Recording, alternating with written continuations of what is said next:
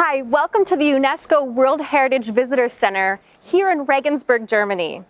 I'm pleased to tell you a little bit about the history of this beautiful city and also explain why Regensburg is honored to be a UNESCO World Heritage Site.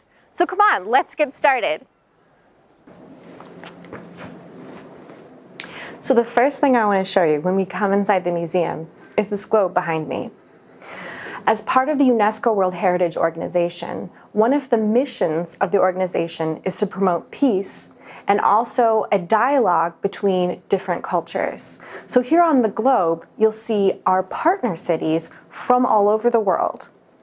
So on the globe, you'll see different touch screens.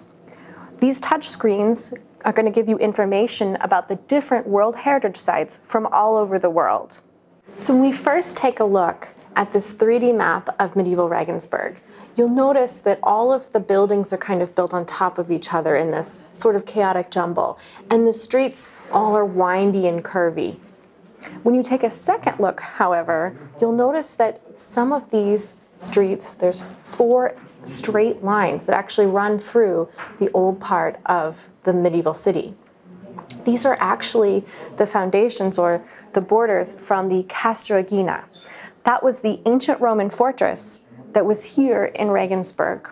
So one of the most important functions of the Danube River for ancient Rome in Regensburg was it was served as a natural border, so what we call a wet limes, between the Germanic tribes to the north of the river and the Roman Empire on the southern border. In medieval times, the Danube served a very important purpose as a way to transport goods upstream.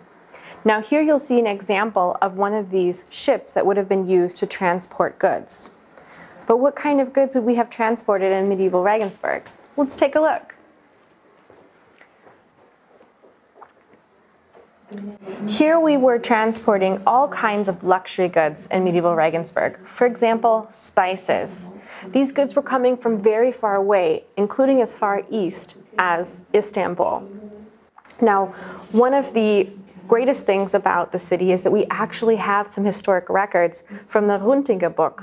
The family Runtinger was a trading family and they sold spices. In this case, we have an original bill from the sale of saffron.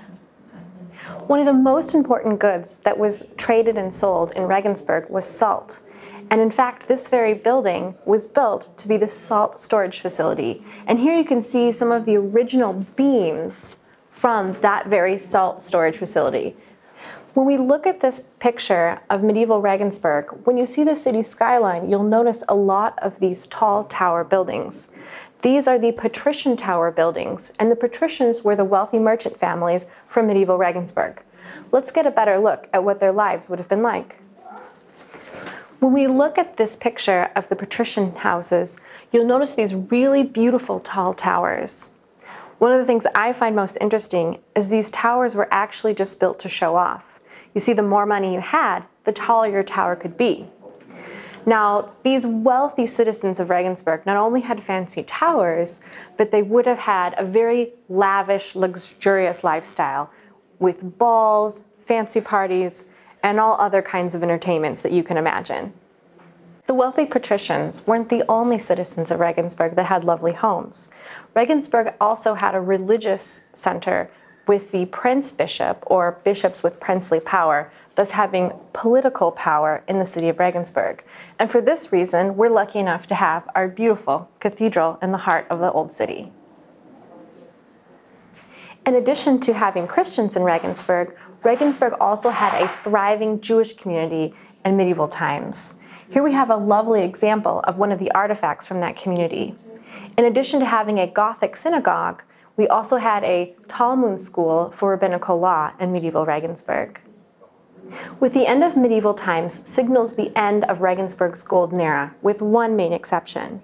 The Diet of the Holy Roman Empire had their permanent seat here from 1663 until the end of the Holy Roman Empire.